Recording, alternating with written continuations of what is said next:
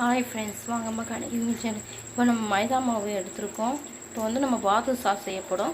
எப்படி பாதுஷா சாஸ் செய்யலாம்னு பார்க்கலாம் வாங்க. கொஞ்சம் சோடா மாவு எடுத்துருக்கோம், சால்ட்டு கொஞ்சம் எடுத்துருக்கோம், கொஞ்சம் தண்ணி ஊற்றிக்கலாம், நல்லா பிசைஞ்சு விட்டுக்கலாம்.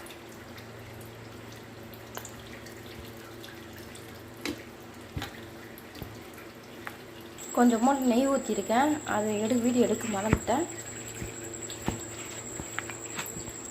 பாருங்கள், நல்லா நெய் வாசனை நல்லா இருக்குது. நல்லா ஒரு 1/2 அன் ஹவர் ஊற வைக்கணும்மா. ஊற வச்சுட்டு சர்க்கரை போட்டுக்கலாம். தண்ணி கொஞ்சம் ஊற்றி ஜீரா ரெடி பண்ணிக்கலாம். நல்லா சர்க்கரை கரையை விட்டு நம்ம ஜீரா ரெடி பண்ணிக்கலாம். கம்பி பதம் ஆகிற அளவுக்கு.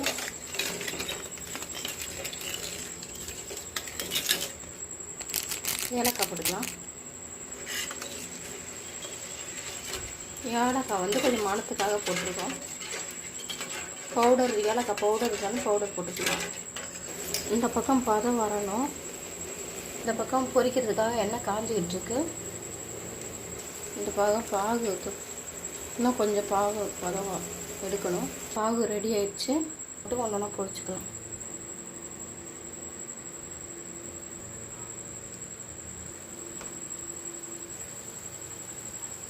அதே பூரிஞ்சு அழகாக மேலே எழுந்து வந்துருக்கிறோம்னா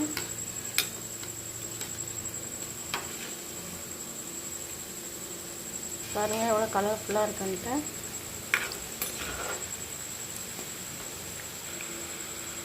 பாகில் எடுத்து போட்டுக்கலாம்.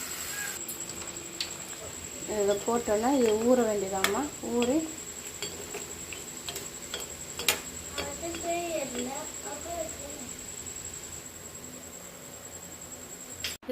இது மாதிரி டப்பாவில் போட்டு நான் ஸ்டோர் பண்ணி வச்சுப்போம். தேவைப்படும் போது குழந்தைங்களுக்கு வந்து ஒன்று ஒன்றா பவுலில் போட்டு நாங்கள் கொடுத்துப்போம். குழந்தைங்களும் சாப்பிடுவாங்க.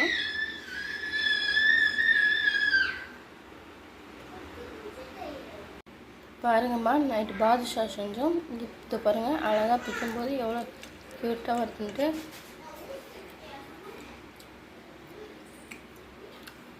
சூப்பராக இருக்குமா. இந்த வீடியோ பிடித்திருந்தால் லைக் பண்ணுங்கள், ஷேர் பண்ணுங்கள், சப்ஸ்கிரைப் பண்ணுங்கள். இது நம்ம சைடில் நான் செய்கிற பாதுஷாம்மா.